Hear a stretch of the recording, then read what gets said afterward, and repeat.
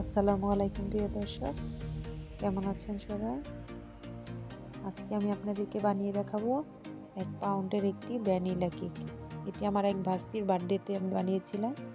আমি কেকটাকে 3টি লেয়ারে কাট করে নিয়েছি। সুগার সিরাপ দেওয়ার পর আমি এতে ক্রিম অ্যাড করে দিচ্ছি। এখন আমি দিয়ে দিলাম দ্বিতীয় লেয়ারটা। আমি একইভাবে আবার সুগার সিরাপ দিলাম এবং ক্রিম দিয়ে এটাকে আবার কভার করে নেব।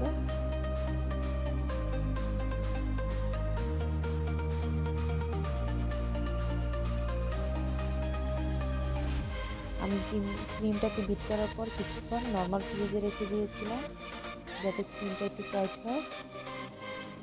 এখন আমি দিয়ে দিচ্ছি দ্বিতীয় লেয়ারটা। এখন আমি আবার পুরোটা পিসে সুগার সিরাপ দিয়ে নিচ্ছি। আপনারা সবাই চেষ্টা করবেন মাঝখানের পিসটাকে উপরে দেওয়ার জন্য, এতে কেকের ফিনিশিংটা ভালো আসবে। এখন আমি দিয়ে দিচ্ছি ক্রিম।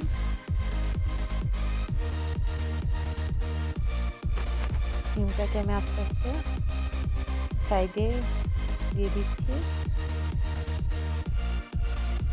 সবচেয়ে ভালো হয় ক্রিমটাকে কিছুক্ষণ দিয়ে নর্মাল ফ্রিজে আধা ঘন্টা রেখে দিলে, এতে ক্রিমটা পরবর্তীতে দিলে কেকটা ডেকোরেশন সুন্দর হয়। কিন্তু আমার হাতে তেমন সময় ছিল না, এর জন্য আমি সরাসরি কেকটা ডেকোরেশন করেছি। আপনারা চেষ্টা করবেন ক্রিমটাকে দেওয়ার পরে কিছুক্ষণ ফ্রিজে রাখার জন্য, যাতে কেকের ফিনিশিংটা ভালো আসে।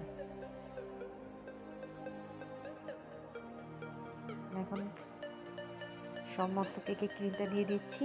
এখন আস্তে আস্তে আমি ক্রিমটাকে ফিনিশিং করে দিব।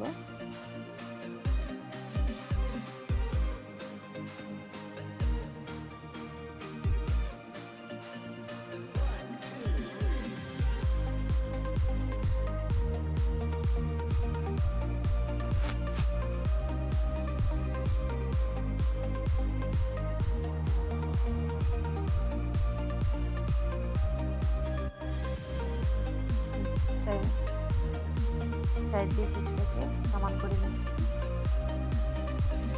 কেকের ফিনিশিং মোটামুটি হয়ে গিয়েছে।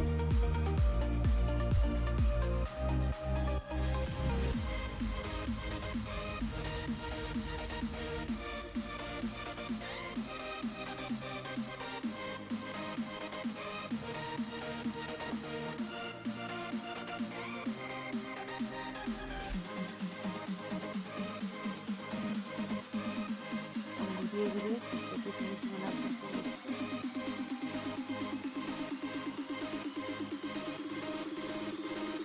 আমার ফিনিশিংয়ের কাজ প্রায় শেষ। আমি এখানে 1M এবং 2T নজল ব্যবহার করেছি। আপনি ইচ্ছে করলে আপনি যে কোনো নজল ব্যবহার